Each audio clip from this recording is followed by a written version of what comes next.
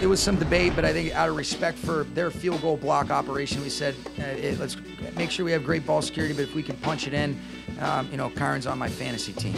It's a joke. It's a joke. I don't really mean that. All right, kidding. That was pretty good. That was right up your alley right there. Well, and it's funny because remember they kicked the late meaningless field goal to cover the spread. Right. He's smart. He didn't mean to do that, but he played into that one. Another game where the losing team had 19 points yesterday. The Rams over the Browns. The Rams have won 3 in a row. 3-6 becomes 6-6. And all of a sudden, they're moving toward the postseason. They win. The Packers win. The Vikings were off. They were already 6-6. The Seahawks losing, that hurt them. There's a cluster of 6-6 teams in the NFC competing for a couple of playoff spots. And right now the Rams are on the outside looking in at number 8, but 4 teams with a 6-6 record with 5 games left. Man, and who would have expected the Rams to be in the middle of this? And they're a team, Chris, that can be dangerous because of the experience they have and the coaching that they have. That's right. You've got Matthew Stafford if he's healthy. Right. Aaron Donald. Right. Cooper Kupp. Right. Puka Nacua. We thought Puka Nacua was done yesterday, and he's back. Man. He's walking off the field. Toradol's a hell of a drug. He's walking off. It is. Yeah. I've been there and done that when I had my kidney stone. Right. But he's like, and it was like this long, slow walk, like he's walking through the day. He was like so took him forever to get to the sideline. Unbelievable, and he came back and played. But they keep those guys healthy. They can get there, and they're one of those teams that may have a curveball to throw at somebody. Yeah, how about Rams at Lions? Wild card round. Oh, that would be How cool. about that? Right? Matthew Stafford going home, all that versus Jared Goff. That would be great. That really would be. I can't say enough about the Rams and Sean McVay and what he's doing. Again, McVay deserves to be in the very top of the Coach of the Year conversation, right? Everybody tells me it's about what expectations were, and this team's exceeding expectations like crazy. All right, look at these two GOATs right here. Number 1, number 2, all-time leading scorers, Kareem and LeBron, NBA. Flacco played very good. I mean, for a guy that hasn't played football or done anything to just come in and go, hey, week 13, I'll move the offense. It was impressive. It was. That was his worst play of the game right there. To throw that ball up in that moment into that coverage, right, that kind of made life tough on the Cleveland Browns from that point on, and that's where really the dam broke. And, of course, this game was closer than 36-19. As you see right here, there's 3 minutes left, and it's 20-19. They score and put it away. But to your point, the grittiness, they have some guys that are holdovers from that Super Bowl team in the playoff run, so there's some battle-tested aspects of the Rams.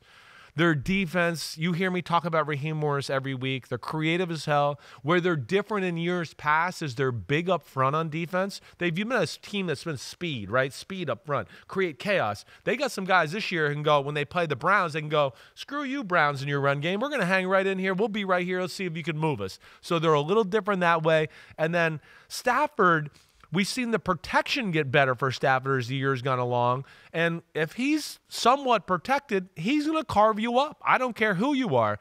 And I'm with you. You do not want to see the Rams and McVay and Stafford and Cooper Kupp and Aaron Donald come to town, if you're one of these wild card teams, because they're not going to be afraid of the big moment of the playoffs, and they're going to let it fly. And they're going to be a team that realizes, like, nobody expected us to be here, so we'll let it go. Most dangerous team in the playoffs is the team that has nothing to lose. Exactly right. And you throw on top of it the team that is in playoff mode because they had to get hot down the stretch and they've just win and win and win and win and win, and you just carry it in. Yeah. And they become the most dangerous when they win in the wild card round, and then they play the 1 seed who didn't play in the wild card round. You've got all that extra momentum, and you got nothing to lose, and they got everything to lose. Yeah. We spent 18 weeks of the regular season building ourselves into this spot where we have the number 1 seed and can all be gone. We've seen it happen. Yeah, right.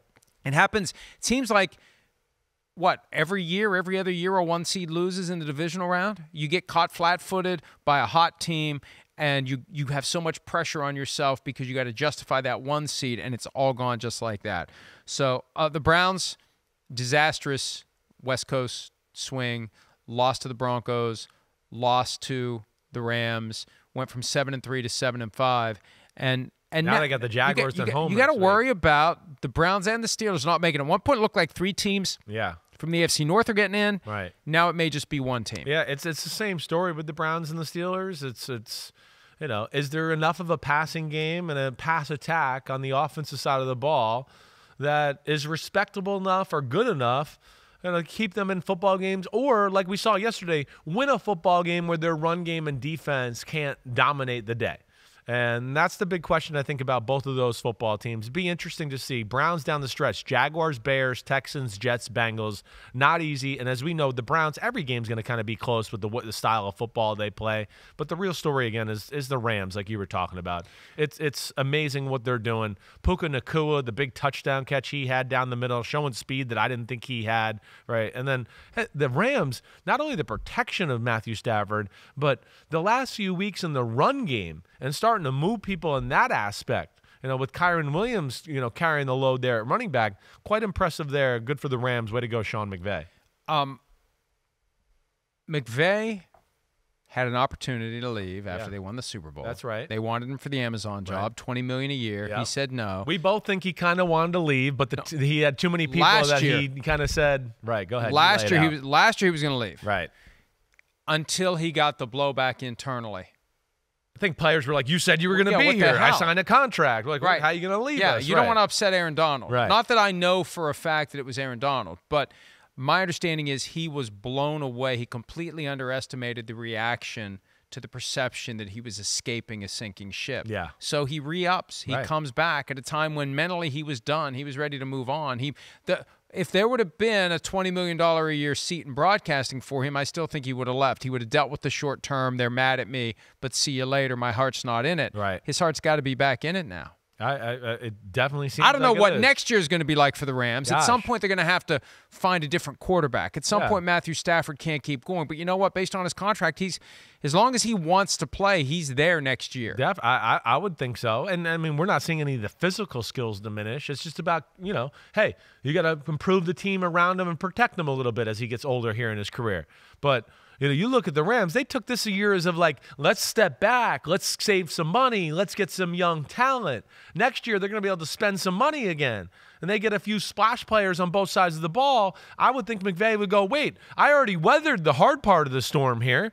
Now, again, back to what I said earlier in the show, you bear the fruits of your labor here. Next year, they have a chance to be a major player again back in the NFC playoff picture, top tier picture, whatever you want to call it there. We'll see where it goes. But, yeah, Sean McVay, the job he's done with this football team, really, really awesome. Let's take a break. When we return, not awesome defense by the Washington Commanders for the second straight game, 45 points, fueled by the fact that they let Tyreek Hill run roughshod all over them. We'll discuss the Commanders-Dolphins Super Bowl 7 and 17 rematch when PFT Live continues right after this. A lot of Super Bowl you're right. This weekend.